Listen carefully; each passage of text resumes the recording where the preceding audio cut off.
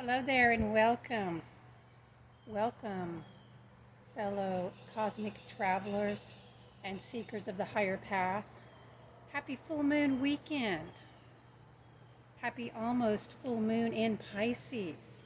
It's Psychic Cynthia here, spiritual psychic and astrologer Cynthia Killian. And welcome to your little micro full moon update. This month's full moon is happening on upcoming Monday, and that would be Monday, September 20th, 2021. And this is a beautiful, fluid, feminine full moon in Pisces, the feminine sign of Pisces, with the sun also activating at the same time in the feminine sign of Virgo. So we have a lot of emphasis on the yin energies this weekend, building up to the full moon, and also for the next week or so afterwards.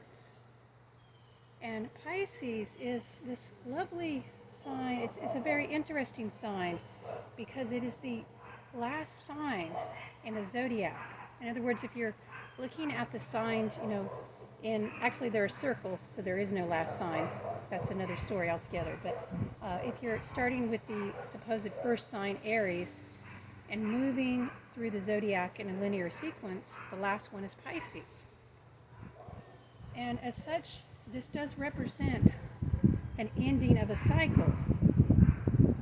And it's always interesting to me. I mean, of course, when you have the Pisces full moon, you have to have the sun in Virgo, because that's how the phenomenon works, that the sun and moon must be in the opposite sign. That's what a full moon is. If you don't know that, it's an opposition between the sun and the moon. They're facing each other.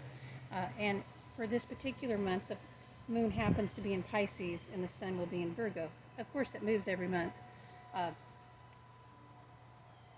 But we have this, full moon in Pisces every year. It occurs, at the same time that the sun is in Virgo. So that's going to be, the second half of August or the first half of September, which is also the harvest time. So it really is a time of endings and letting go, and also bringing in the harvest, having gratitude for the fruits of your labors, what you have manifested, what you have created. And yet there's a sadness to it, there's a melancholy, there's a sorrow. And Pisces is probably the deepest feeling sign of all. It is said that Pisces embodies and experiences and feels the energies of all of the other 11 signs put together. And that's what's being activated for us this month. You might notice that your heart is a little bit more open right now. You might be feeling more tender, maybe even a little melancholy yourself, or some could say depressed. I'm not talking about a clinical depression, but just there's a sense with this Pisces energy being activated. Virgo's being activated too, so there's that gratitude for the harvest and that appreciation. But there's also a sense of reflection and looking back on the past, mourning what has been lost, and that's natural. And also just feeling that soft tenderness in your heart. That too is part of Pisces.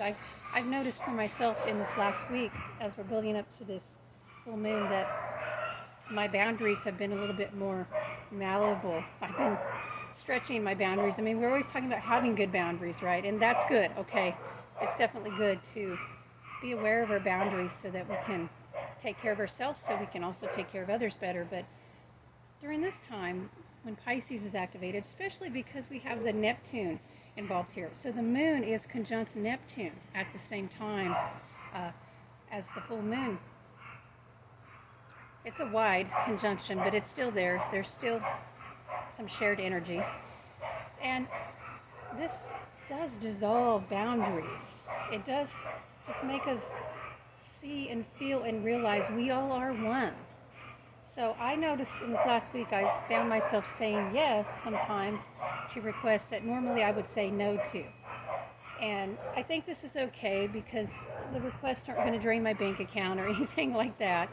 And of course you have to use discernment and wisdom Virgo is the sign of discernment, so that energy, she helps us with that. But then there's also the Pisces coming in right now, so strong from the emotions in the moon. And so, maybe we're all being stretched to see the oneness a little bit more right now. Maybe you need to step back and ask yourself, where do you need to have softer boundaries?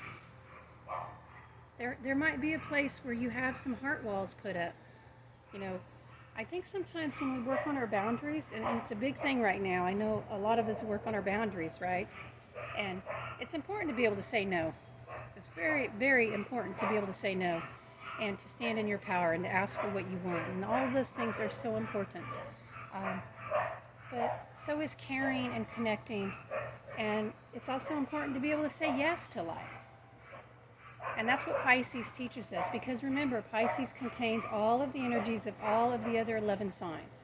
All of the experiences of all of the other 11 signs are contained in the quintessence of Pisces. And that's the sign we're having the full moon in, and we're already feeling it, by the way, if you don't know that. It's not like you just feel the full moon usually at the moment it's exact, which, by the way, that would be 6:55 p.m. on Monday, September 20th. That's when this moon is exact, okay? But there's a buildup of energy, and we're already feeling it.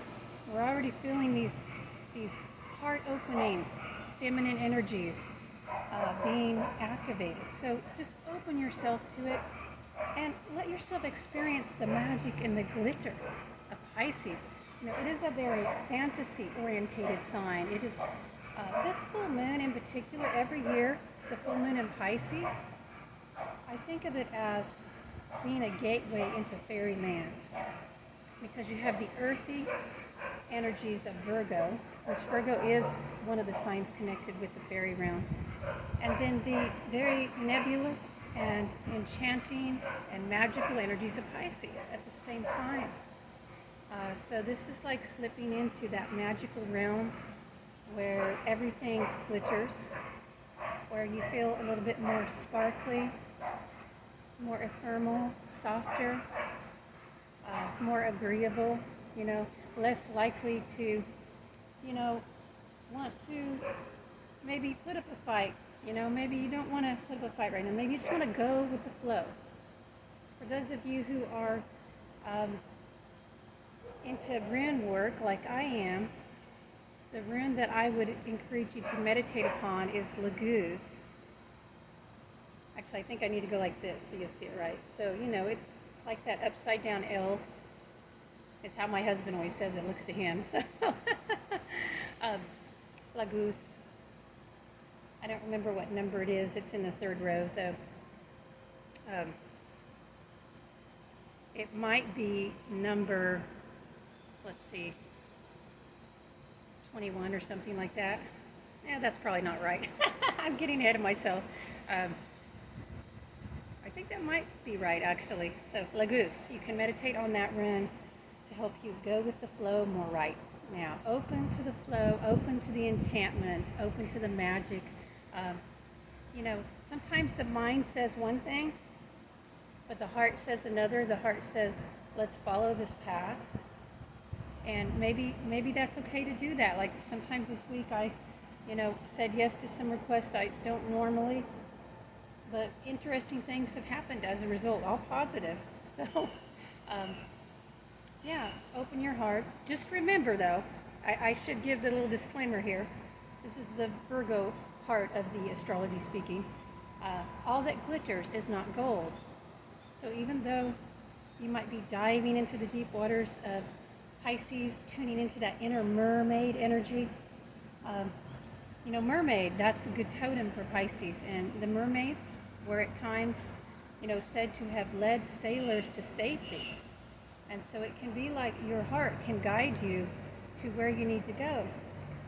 But there are mermaids and there are sirens, and the sirens are the seductive elements of life that, seem so beautiful and so desirable, but are not good for us. Those sirens of mythology, I'm not talking about loud sounds, I'm talking about the sirens of mythology, they would lead people to their deaths. So You know, that's a symbol for the mermaid as the higher self, or maybe the deep self, the wisdom of the heart, versus the siren representing the temptation of the ego. And Pisces is represented in the symbol by two fish swimming in opposite directions. So I want you to think of that. Which direction will you swim in? Will you follow the path of the heart, of your own true path? Or will you cling to the ego? And, you know, I know people get confused sometimes, but really the ego has very easy to identify characteristics. There's a whole set of them, but you know, if you feel yourself having to have something and willing to hurt anybody in the process to get it, for example, that's ego. If you feel yourself insisting that you're right and others are wrong, if you feel yourself demonizing others who don't want to go along with your plans or who don't believe the same way than you, that is ego, okay?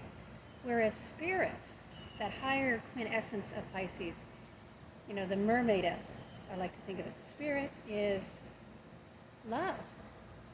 Love. Spirit is love. That's it. That's all we need to say on it. Okay? Spirit is love. And with that love comes a clarity. Alrighty. Well, I hope you're having a happy full moon weekend, and I hope you have a happy and splendid start to your week ahead with the full moon on Monday. And by the way, as I'm ending, I want to do a special shout out to my friend Kristen. She's having her birthday this weekend. Happy full moon birthday, Kristen. I love you. Bright blessings to you all. Cosmic blessings for goodness, peace, and health for us all.